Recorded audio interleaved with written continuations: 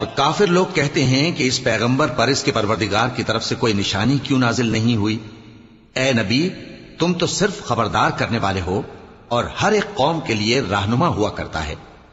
اللہ ہی اس بچے سے واقف ہے جو عورت کے پیٹ میں ہوتا ہے، اور وہی پیٹ کے سکڑنے اور بڑھنے سے بھی واقف ہے، اور ہر چیز کا اس کے ہاں ایک اندازہ مقرر ہے۔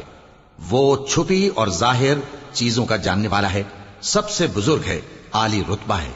کوئی تم میں سے چپکے سے بات کہے یا پکار کر، یا رات کو کہیں چھپ جائے یا دن کی روشنی میں کھلم کھلا چلے پھرے، اللہ کے نزدیک برابر ہے۔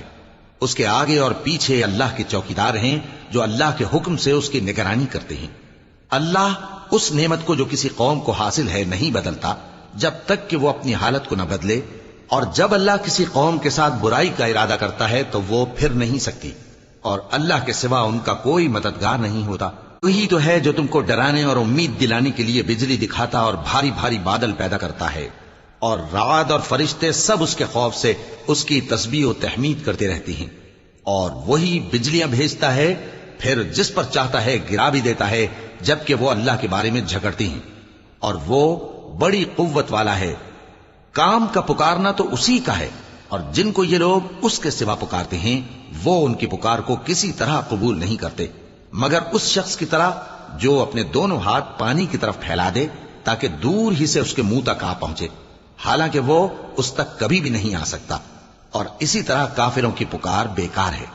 اور جتنی مخلوقات آسمانوں اور زمین میں ہے، خوشی سے یا ناخوشی سے اللہ کے آگے سجدہ کرتی ہے، اور ان کے سائے بھی صبح و شام سجدے کرتے ہیں۔ چونکہ آیت سجدہ تلاوت کی گئی ہے، لہذا سامعین پر سجدہ واجب ہے۔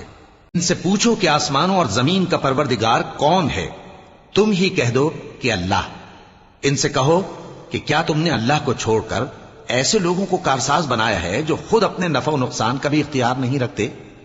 کہو کیا اندھا اور آنکھوں والا برابر ہیں، یا اندھیرا اور اجالا برابر ہو سکتا ہے؟ بھلا ان لوگوں نے جن کو اللہ کا شریک مقرر کیا ہے، کیا انہوں نے اللہ کسی مخلوقات پیدا کی ہے جس کے سبب ان کے لیے مخلوقات مشتبہ ہو گئی ہے؟